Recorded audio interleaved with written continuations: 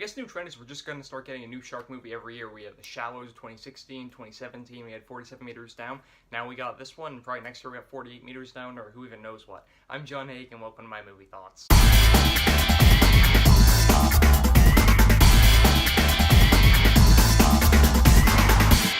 So this movie stars Jason Statham, it's directed by John Turteltaub, and it's basically a big shark attack movie, but it's not just any shark attack movie like Jaws or 47 Meters Down or The Shallows. Forget all those. This is about a megalodon, which is like a gigantic prehistoric dinosaur-ish shark, and it's wreaking havoc on Jason Statham and this crew that are out at sea doing deep-sea exploration and stuff, and then it eventually travels to the coastside and might wreak havoc on this hugely highly populated beach, and we kind of need to see what happens, see if they can stop the shark attack, or see if it's going to continue wreaking that havoc. And I'll tell you guys this is like the perfect end of summer stupid fun movie, because stupid and fun are the two words I would use to describe this thing.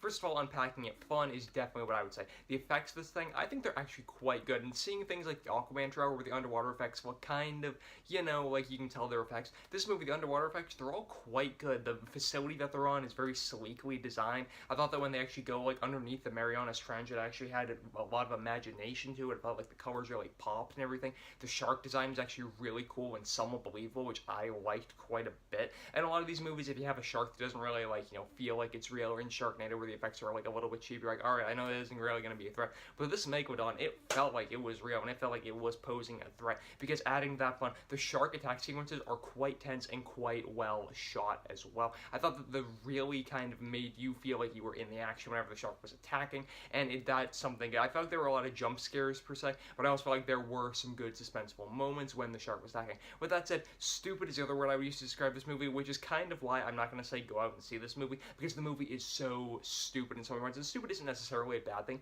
but there's so many cheesy one-liners, the dialogue is very unbelievable, points in the acting.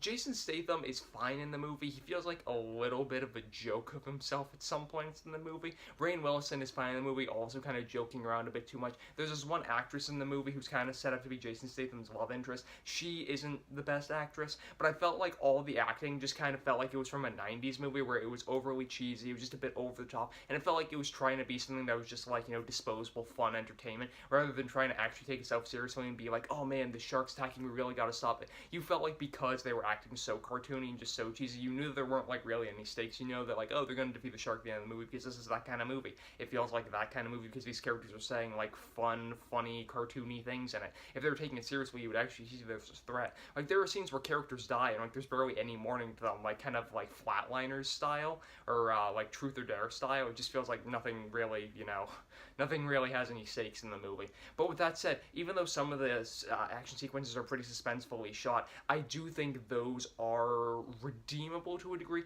But with that said, guys, this isn't a movie I overall think like the pros don't necessarily outweigh the cons in this case. Even though some scenes are pretty suspensefully shot, the character dialogue does kind of undercut that a bit. I feel like some of the characters aren't really developed all that much. I feel like some of the way that these characters develop over the course of the movie isn't like all that great. But with that said, the visuals are impressive. Like I said, the action sequences, they're fun, and the shark is very believable. If, you know, a huge shark can be believable.